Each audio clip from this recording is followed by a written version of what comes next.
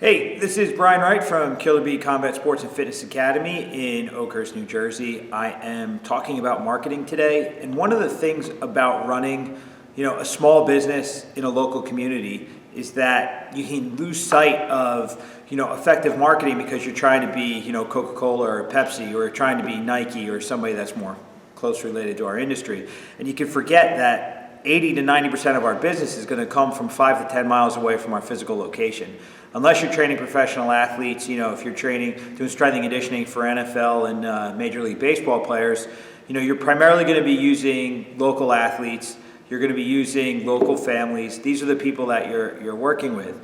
And you have to really get into data mining all the different options available in terms of free promotion, like your Facebooks, your Instagram, your Twitters.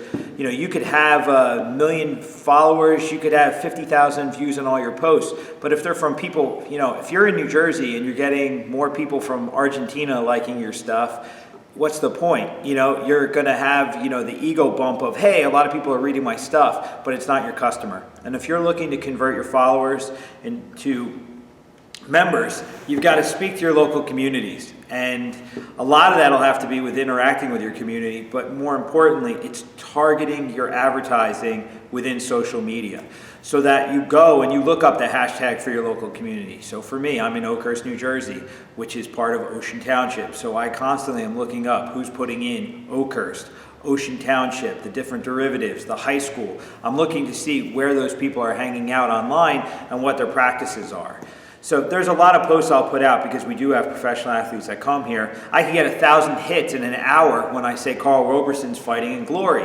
Now that's fantastic. I got 1,000 hits. That might be good in terms of getting sponsors for Carl or marketing for my team.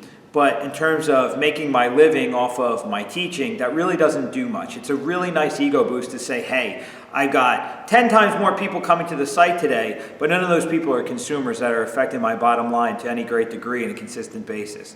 So the challenge for all of us is staying minded with our marketing in terms of the area that we actually do business. Focus on the 10 miles around you and how do you get your information out there? How do you physically get information into the right hands that are going to drive people to your website, that are going to drive people to your front door?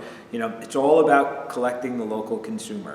So social media is the way of the future. It's the most important thing we can do. You could walk into a store and you could put up a flyer, but there's a 90% chance it's not going to be seen because people literally, they're texting their wife or their husband, what do I need to buy? Then they're buying what they have to. They're looking at their phone while they're waiting online. They check out. They're looking at their phone again on the way out the door, bumping into each other. So getting someone's head up and the attention on the flyer on the wall, that random experience, those days are done, guys. You've got to be, when they're looking at their phone and they're within a quarter of a mile of your location, you better have advertising in place within the mediums that they're looking. So you better have, the YouTube video that explains what you do and has clips of what you do with the right hashtags. You better have the Facebook ads that are targeted to the 5 to 10 miles around your business and the demographics that you're absolutely looking for.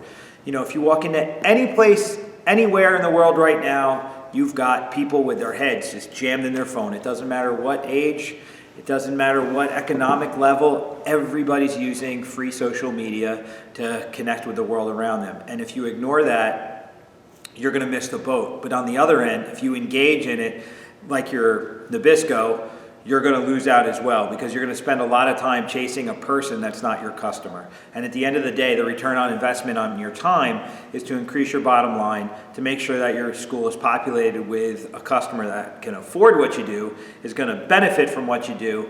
And really, you got to make a decision with that customer. Is this the person that I want to spend my time teaching? For me, I'm a father, I'm a husband, and if I'm going to be spending time with anyone besides my wife or child, I want to enjoy spending time with them. So you really got to just put these things, all in perspective. Focus on that 5 to 10 miles around your school. That is your monthly nut. That's where you're going to make your living. That's where you're going to have your greatest effect.